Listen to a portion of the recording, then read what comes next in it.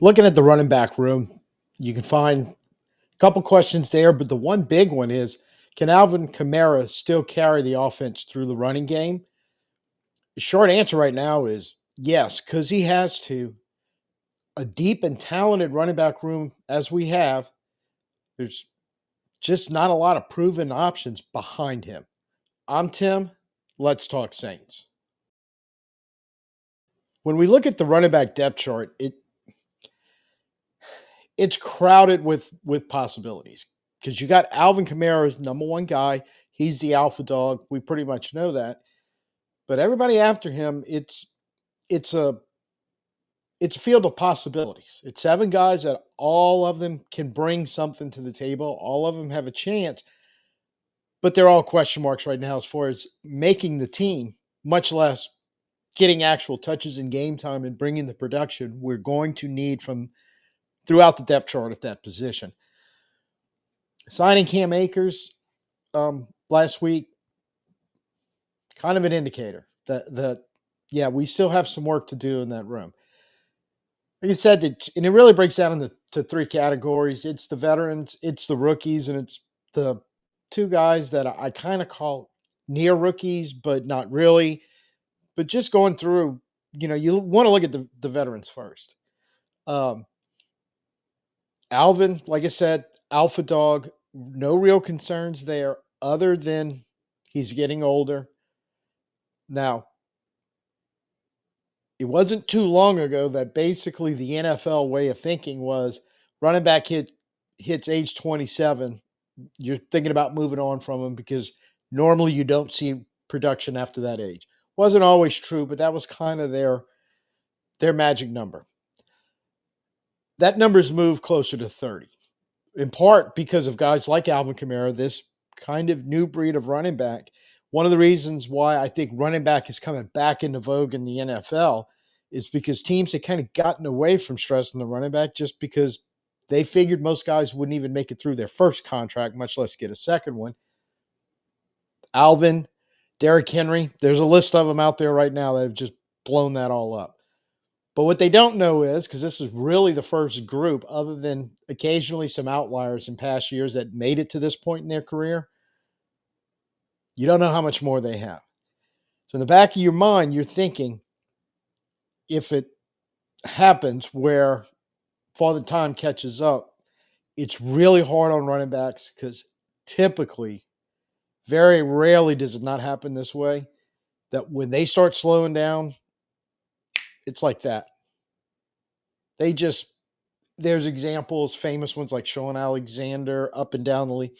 Rarely do you get a gradual decline at a running back. It can happen, but you expect when the decline starts, it's going to be trending downward fast. So keeping that in mind is, you know what you got in Alvin, you just don't know how long you're going to get it. You feel like if he starts out 2025 on fire like he's done basically every other season, we're good. You don't want to see anything sluggish there. Because the reason it's going when you go into the next group of veterans, look, we'll start with Kendre Miller. We did a video on him. I'll try to remember to post it up top.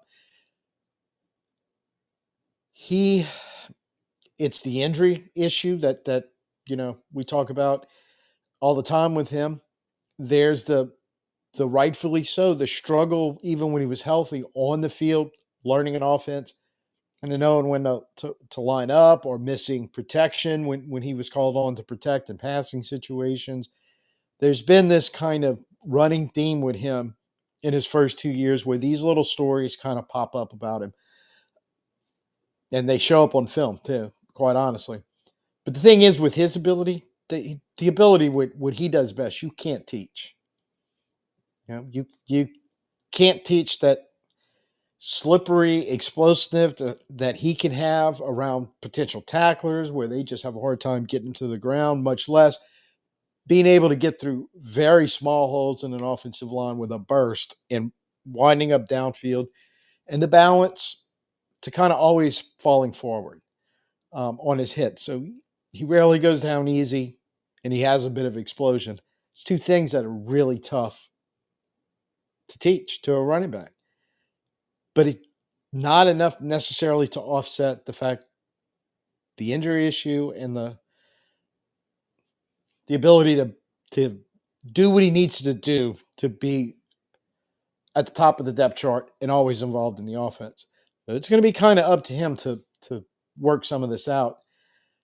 And I don't know if he's really starting off on the right foot in OTAs or not, because the one report I saw from some of the media in attendance, actually I think it was minicamp, he really wasn't working much with the running backs that were on the field going through the drill. So I don't know. But when you look at Clyde Edwards-Helaire and Cam Akers, that's your other two veterans that you can rely on. Now, they both are in similar situations, but for completely different reasons, which is when they started their careers, they were promising young running backs who did throw some good production out in the NFL, especially their first couple of years. Cam Akers had a torn Achilles. I can't remember which leg it was. Early in his career with Rams, that slowed him down, led to some problems. He eventually gets traded to Minnesota. Clyde Edwards-Helaire started pretty strong in Kansas City, but we know now it was health, but more mental health. Some issues developing from something very horrific he was a witness to in his time at LSU as a college player that kind of caught up to him. So what it ends up happening, and then Cam Akers hurt the other Achilles last year. So they kind of had, physical and health issues that kind of kept them off the field for large stretches the last couple of years, kind of dealing and getting through that. If you get those guys back prior to these circumstances, one of them is good. Both of them would be great. And then we're having a completely different conversation about what the depth chart is behind us and what we can get out of those players. We're pulling hard for two guys to kind of right the ship, so to speak, I guess, and push forward and get back to that potential we saw in their first couple of years in the league.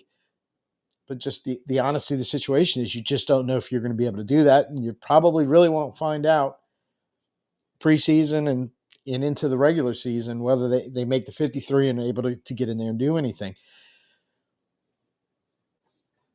The rookies, I'll handle them next because I am a big fan of both Devin, Neal and Marcus Jones. I think great pick with Neal's, especially in the value we got him at in the 6th round, and Marcus Jones, tremendous value, an undrafted free agent. They both have some very unique skill sets. Well, you can kind of put them in the Kendre Miller category. Some of the stuff they do really well, you just can't teach. So you have high hopes for them, but the bottom line is they're still rookies. They're still largely unproven in the NFL. And it's not to say that they can't.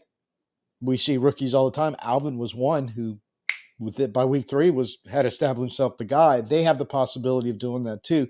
But because of their rookies, they are rookies. You have to acknowledge the fact that rookies sometimes do rookie things. And rookies sometimes, everybody can kind of see their potential, but the adjustment to everything going on in the NFL may take them a little while longer to get there. So again, a lot of potential here, a lot of things to like. You just right now don't know, will it all come together for one or both of them? I think if it comes together for both of them, Neal has a great shot at making the 53. Yarns has a great shot of as long as he clears waivers, winding up on our practice squad, but potentially somewhere down the line keeps improving, stepping into one of those running back spots on the 53, especially if some of the veterans don't work out in front of them and leave an opening. The near rookies, this is the toughest one. You're talking about Velus Jones was a drafted Chicago in 2022. Xazavian Valladay, 2023 undrafted free agent. Both of them pretty good stuff coming out of college, but just for whatever reason, not a lot of draft capital, in their respective drafts, and especially Valladay, who went after 5 productive years in college and transferred into Arizona State his last year, just not getting, for lack of a better word, enough love from the draft community. And Jones was technically drafted as a wide receiver, but he played some running back with the Bears, and the Saints had decided to move him full time to running back. And in his his 3 years in the NFL, he's combined for 300 yards rushing and receiving, one touchdown rushing, one touchdown receiving. But he does have racked up 1,096 return yards. Now, it might be where his real value is. The return game right now appears to be wide open, and they're not, sounds like, opposed to using some of the established veterans to return punts or kicks. But you got a guy with Velus Jones who has some experience doing that in the NFL, and you sprinkle in the fact that he can run the ball and he can catch it. You know, you might be carrying a sixth running back who's primarily a returner, but can come in and take snaps if you need him to, or explosive guy like that with the ability to run and catch it. Yeah, it just might be one of those guys you can work in situationally in your offense to try to set off some explosive plays with. Valladay, I think, kind of falls in the same category, but he went undrafted. In his 2 years in the NFL, he spent time on 3 practice squads, the Texans, the Steelers, and the Jets, but I've yet to find anywhere where he actually has game time. So, in a way, both of them have some experience, but they don't necessarily have production to back it up. And in the case of Valladay, if he's gotten in a game, I can't find a log of it where he's collected anything in the NFL. So you can't call them rookies. Jones leans a little bit towards, you know, being a veteran, but mostly in the return game, because you think of what's going on in Chicago. The guys they were trying there, both at receiver and running back, he was just always squeezed out, and there just wasn't a lot of touches there in his 3 years for him. So I don't know where you quite classify these guys, but you do realize they have the ability to make explosive plays. They've done it some in OTAs and minicamp. We've heard stories of it. There's even a few video clips. One of them, a great pass Valladay made on a wheel route at a practice. But that's still stuff all going on. It's much like the offensive line when we talked about, and defensive line, without contact, full 11 on 11. It's hard to evaluate. It's really hard to evaluate with running backs. So I think this is just a case of they're going to have to mash these 7 guys in there behind Alvin, and they're going to be a hot, for lack of a better word, it's going to be a hot battle, I think, because 7 guys, probably 4, maybe 5 spots, depending on how they want to do the final roster. It's going to be a battle. And I do want to stress, I think there's a lot of talent and possibility amongst those 7. It's just you can get to a limited rep situation in training camp. How's it going to play out? How's it going to look? How will it end up affecting that depth chart? Because we have to have some possibility of production behind Alvin. And there's just no getting around that. The importance of this is of the running game. It's importance. It's beyond that. It's critical. It is absolutely paramount. The Saints are able to run the ball this first year in 2025.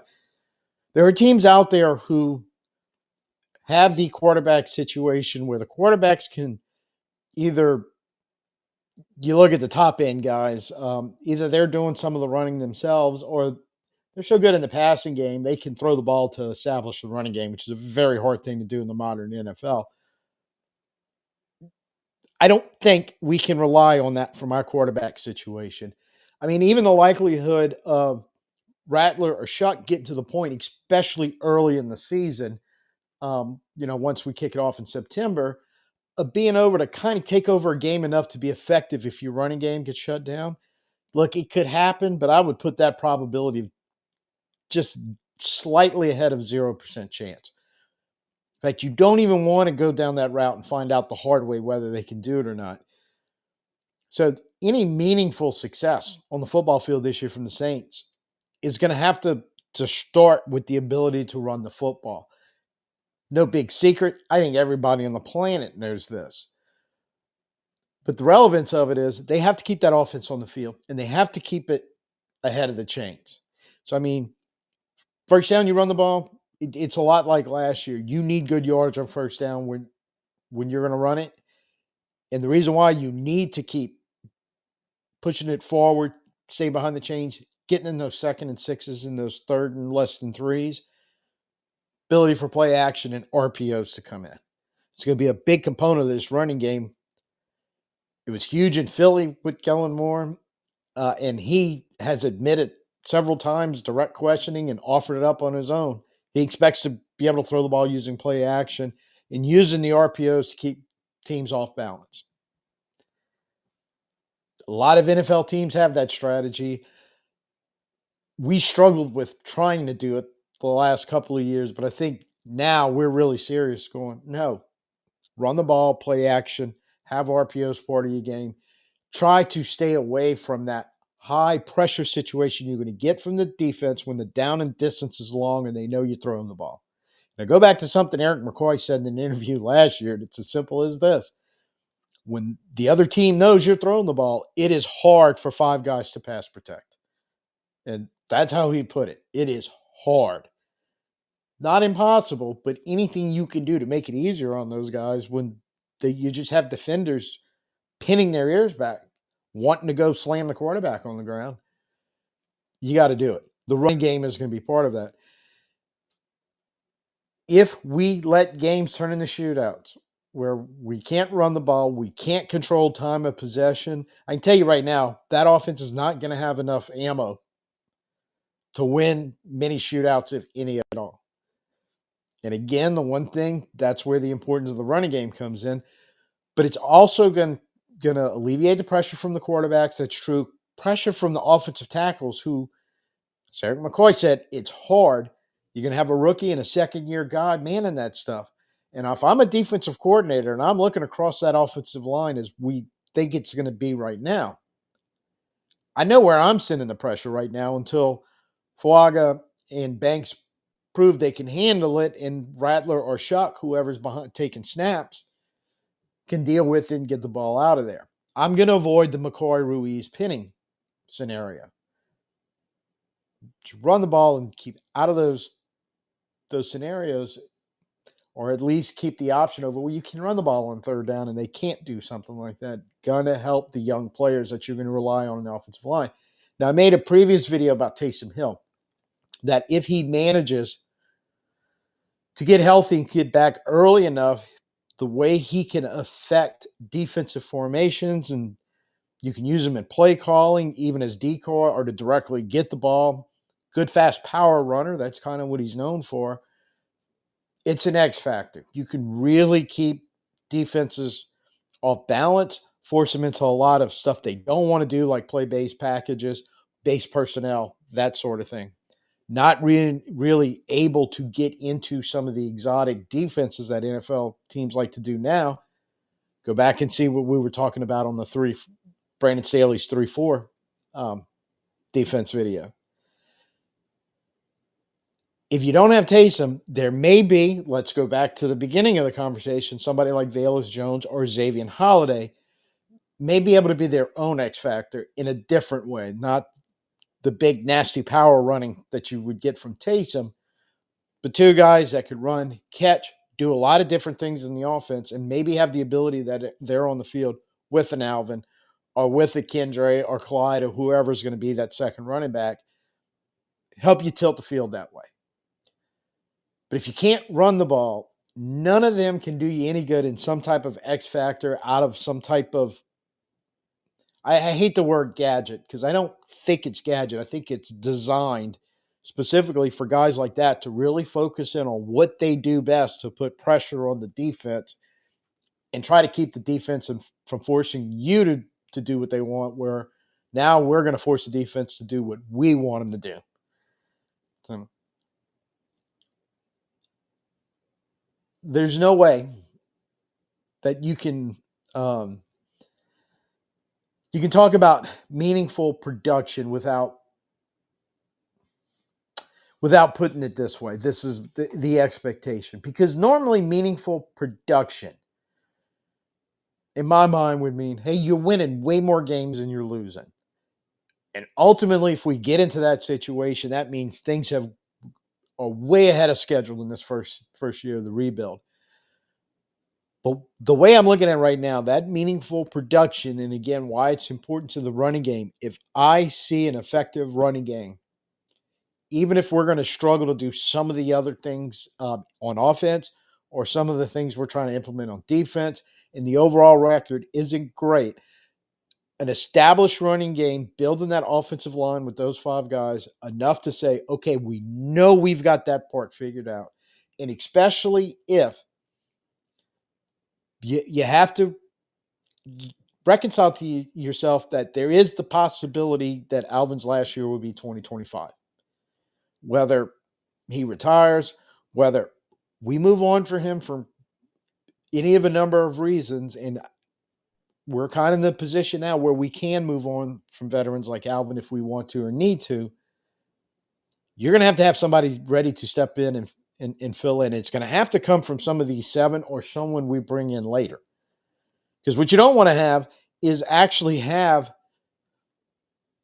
this, which looking like the building blocks of a successful offensive line and running game that Kellen Moore wants to build. And then suddenly you turn around, you got no running backs to hand the ball to, and you're starting over from scratch while you could still be possibly trying to solve your quarterback issues. So this is one of those, I think, sneaky, important, goes beyond the normal reason why the running game is important, but also progressing forward, why the depth chart is important on what we want to do this year and could heavily factor what we can and can't do in future years at that position. So to wrap up before we sign off, hugely important. I don't think enough real information came out in OTAs and minicamp. I think you saw a lot of the flashes of the athletic ability these guys bring, and I think everyone in that room has it. Maybe slightly different from player to player, but I think you have a look of a running back depth chart that can be explosive out there. Just how it's going to work out and who can really prove themselves to take those jobs on the 53 and turn it into production. I don't think there was really anything they could do too much in minicamp or OTAs that were going to make a lot of, yeah, I'm the guy ability there. And it's going to be more in that physical 11-on-11 phase in training camp where we're probably going to get some separation between this group of, the veterans, basically 3 of them, trying to get into the flow and go, hey, no, we're good, we can do this. Or the rookies trying to jump in there, or Jones and Valladay trying to carve a spot for themselves out of what's going to be available in the offense. So this is really going to be a long game. Wait and see to see how it turns out. Likely the most important and likely the one I'm going to be the most impatient to get the real answers on. But, that's going to present itself whenever it does. So if your first time here, you liked what you saw, please go ahead. Give me the thumbs up. In fact, everybody, please give me the thumbs up. More thumbs up I get, more algorithm gives me a thumbs up. But definitely if it's your first time here, go ahead and hit that subscribe for me.